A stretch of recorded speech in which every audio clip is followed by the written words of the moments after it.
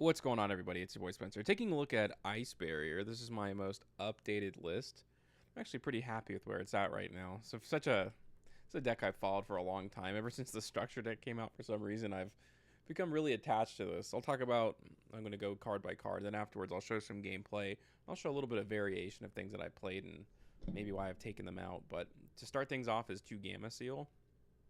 This is a water monster, which is kind of important. You need to have water monsters to pitch off of your Ice Jade, and this is like one of those options. Also, it is searchable, technically, through Foolish Burial Goods.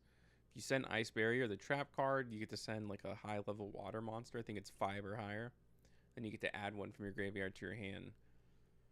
So if your opponent, you activate Foolish Burial Goods, I doubt your opponents think you're grabbing a Kaiju. So they're probably not going to use like one of their interruptions on it. Because I'd rather just kind of see what you're going to grab. Same thing with this. Like, your opponent probably has no idea what you're searching for this. So it kind of works out, actually, in the end. 3 copies of Ash, 3 copies of Imperm, 2 copies of Lightning Storm. I don't actually normally play this card, but for some reason in this deck, very specifically, I kind of, recommend it. I don't know why. For some reason, I've been playtesting this a lot. This card's come up a lot and has, really helped me. Only for this. There's a lot of decks where I don't recommend playing this. I think it's because it's such a all or nothing kind of deck, I guess, is probably the best way to describe it. If you start your turn uninterrupted, you're going to win so many times your opponent can't use spell cards. So you kind of just need, these very dramatic going second cards, going second. But you should be able to see that. 1 copy of Called by the Grave. It's a combo deck, so as weird as that is to say about Ice Barrier, it's definitely a combo deck now. 3 copies of Ice Jade ran. I'm not even going to try to say this. The whole idea is that you get to pitch it off of Mirror Magic Master of the Ice Barrier.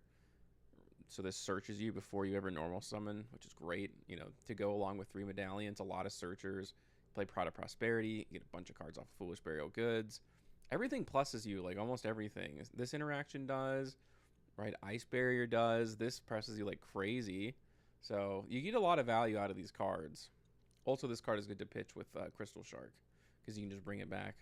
So you're almost always discarding something good with this card. And it makes either the Ice Jade Gamir or it makes the...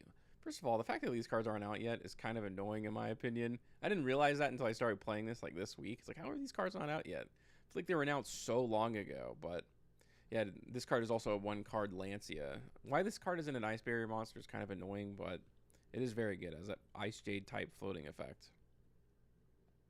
1 copy of the Swordsman, so this Monster Reborn something. It's really good in follow-up. Also, when it brings something back, one of these level 4s, it's a Synchro 10 play, which is great. It's so easy. 3 copies of Speaker. You want to see this because it helps you go into Bahamut Shark. 3 copies of Mirror Magic. This is the Searcher. Also does some synchro plays. I don't lean too heavily into the synchro side. The most powerful cards in this deck are the XYZ monsters, but it does come up in the later stages of the game for sure. This is Abyss Shark. 3 copies, of course. This searches out a lot of good things, right? Revealer. Sometimes you'll be able to discard Mirror Magic, but other times you're going to be able to discard Crystal Shark to maintain that advantage. I also run Silent Angler. I used to run this XYZ package, but it's kind of Stealth Carrying kind of does the same thing, so it didn't feel worth it. So instead of running this level 5 Shark that special summons itself from the hand, I got a level 4 because it helps you go and get into Stealth Kraken, which is pretty nice. 1 copy of Hexa and then 1 copy of Warlock. This is your searchable, anti-spell card. It's not until their next turn too, so it's not like they can set a quick play spell like Runic or something and then play during your turn after they set the cards. They'll never make it back to their next turn. This card's actually incredible. It is one of the best Floodgate monsters in any archetype ever, and it's at least in the main deck, in my opinion. 3 copies of Foolish Burial Goods, 2 copies of Pride of Prosperity, 3 copies of Medallion, and then 1 copy of Ice Barrier. Very nice that this card can also be discarded off a Revealer, obviously, so it makes things very consistent. Onto the extra deck, 1 copy of Ice Jade Gamir, 1 copy of Trishula. Of course, that goes along with the new Trishula, though I rarely summon this card. I find myself... Lancia actually is kind of... The more I play tested it, the better it's gotten. Especially when you're in simplified game states. Having a giant 3300 attack monster that floats, that also gives you advantage every time your opponent special summons, is really nice. Also, if you're playing in an Nibiru, you can go into this card and you can still rip another card out of your opponent's hand. One copy of Coral Dragon and Ravenous Croco Dragon. Never really played these cards before. I'm still kind of iffy on them, but they have come up enough. And, if you do it right, you get to draw a bunch of cards.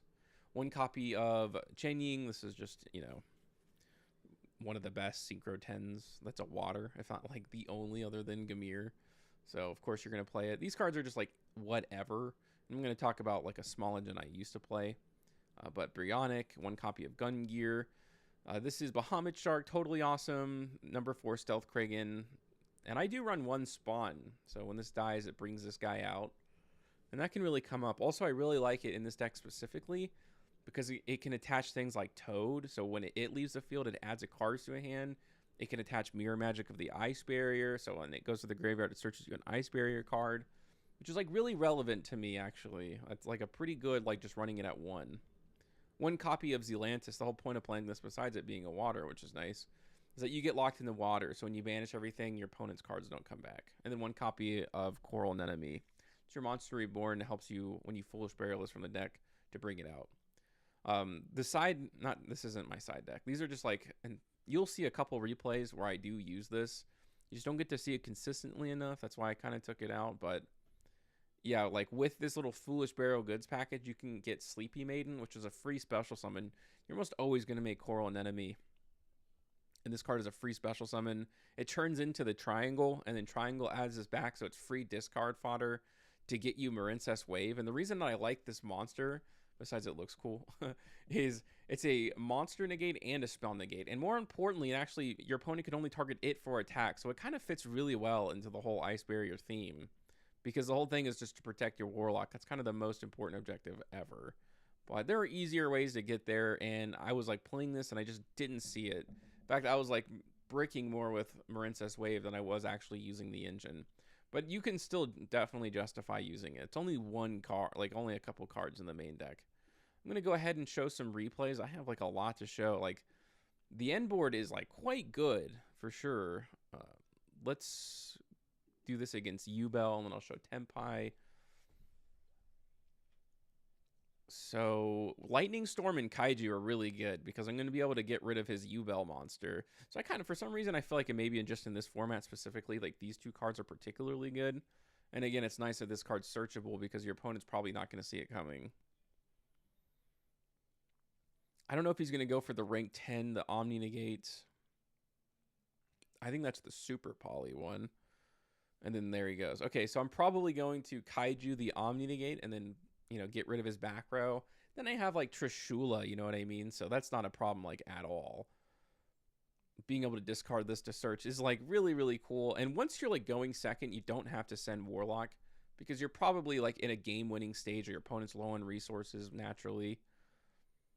I do send Warlock, I guess, but again, you don't have to. I probably could have sent... Well, at that point, actually, there really is no use. There's like nothing else actually I could have really sent there. So this is nice, and maybe this is an argument to at the very least play like the rank 5 because I could have gotten that back. But in any case, you can tribute this, go for Trishula, everything is banished. I probably didn't play that like exactly right, and there is like a lot of like the more you play it, like by far the better that you get. You know what I mean? This is one of those decks that there is like a high learning curve, even though it's like a very dumb deck that isn't all that good. It is still like even watching these replays now, like, oh, I could have done this, this, and this. Just because there's so many options, you're like running every kind of extra deck monster. There's so many different things you can do. He went for Moonlit Chill, not really sure why. Okay, one of the benefits of playing dumb decks like this, I guess, is that I think you're going to see an enemy here, which is pretty nice. So I can bring something back. It's the Warlock. I'm not going to be able to use it. I'm just probably going to go into the Marincess stuff. So in this case, it looks okay. I don't get the Warlock lock, which is probably like a great reason not to play it. But this is cool because your spell negate also is going to give you advantage because this is a Monster Reborn. Can help you go into Zealantis and stuff. And this is like good, right? And every time my opponent special summons, I was getting something from Lancia. There is a world, I think, that you can play it, and it's like pretty decent. You're going to see a lot of duels where you just play random because your opponent has a bunch of spell cards in their hand going second. I was running Nibiru for a while, but it doesn't really work out. Like having the card Nibiru on your field is like kind of bad, actually, because you need all water monsters with Abyss Shark. He has a couple of hand traps here, but I still get to keep playing. In fact, I'm going to be able to do a couple of things here. Droll comes down too. Okay, no problem, right? I'm still going to be able to make plays. And I can go into stealth, or yeah, I mean, this is normally stealth Kragan. This is the card I was talking about that you could play. And probably I would, like, one of the dumb Ice Barrier synchros would be like a good candidate for that. But that was kind of neat. My opponent had a bunch of interruptions and it didn't really matter. This is a really great opening, obviously. So this looks like it's full combo, though you can like easily mess this up, like if you don't play this right. I'll have to see how I do it, because like you can run out of zones actually, like pretty easily. He goes for the Imperm. That's so nice. Like you can also like beat Nibiru too. This is one of the few combo decks I feel like that can put up that negate before Nibiru comes, especially now, like with those general Omni negates out of the game. Just kind of a random neat feature, I guess. There goes Crystal Shark.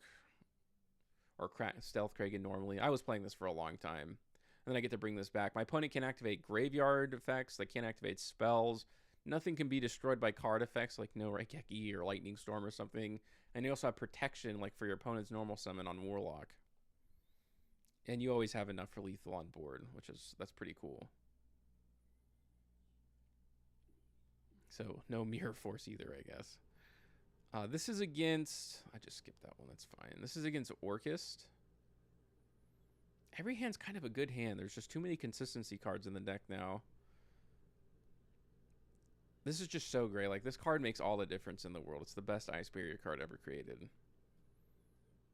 So I'm going to be able to do a bunch of searching before I ever use Pot of Prosperity, and that's pretty cool. In this case, it's like the perfect card. All I needed to see was this, or Abyss Shark. That way I can also get that interruption to protect... you know, my Warlock. So he can't just normal summon, attack over something, activate spells in main phase 2.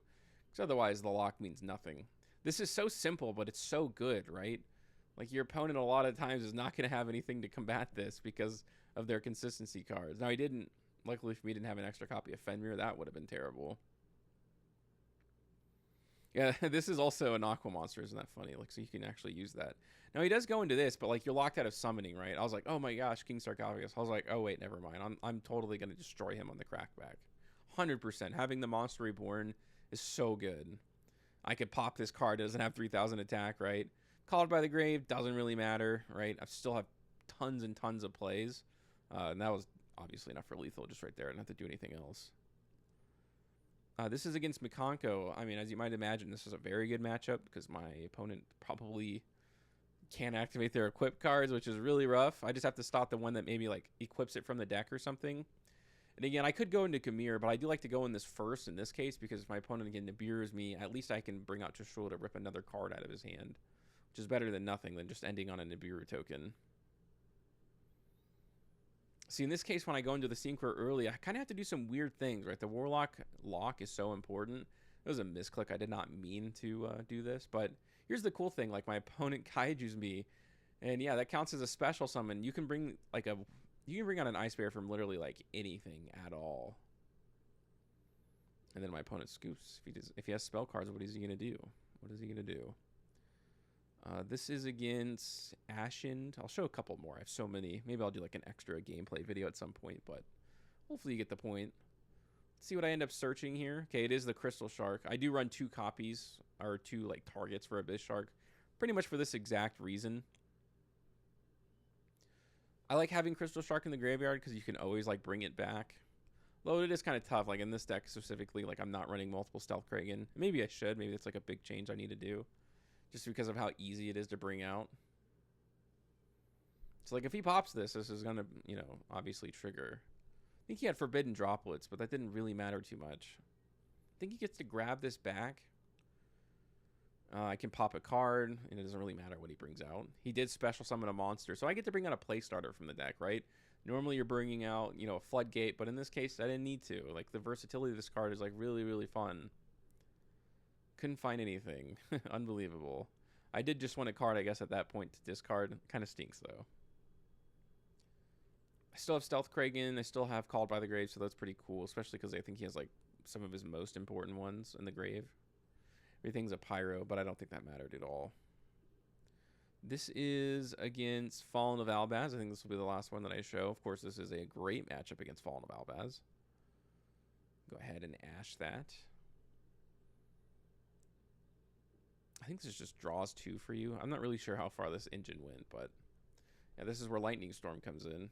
Because, you know, I guess he couldn't have gone into Guardian Chimera, but I'm surprised he doesn't go into Mirror Jade here. He goes into Albion, but he doesn't have Fallen of Albaz in the graveyard. I also had another copy of Ash. It's like one of those games where you literally just have everything. And in this case, I don't really have to worry about, you know, getting the level 3 Warlock to the graveyard. Because my opponent has no cards in hand. I can bring Warlock back. I can tribute, get myself a couple tokens, go into the Coral, and then see what I can get off the top. It is Iceberry, and this card actually does come up like more often than you might think. It is like a pretty good battle trap. There's a little bit of versatility here. This is a pretty ugly game, right? And during the end, like being able to use that card is just, it's so good. It's obscene. It's a free special summon. I can bring something back. I can go into the Gamir. I get to draw an extra card there. No complaints, right? Yeah, I can go into Trishula. You have to get a little bit creative in the way that you do stuff like that. And that's part of the skill level of using Ice Barrier, like which I just don't possess. But let me know what you guys think about this in the comment section down below. Other than that's going to do it for today's video, and I will see you guys next time.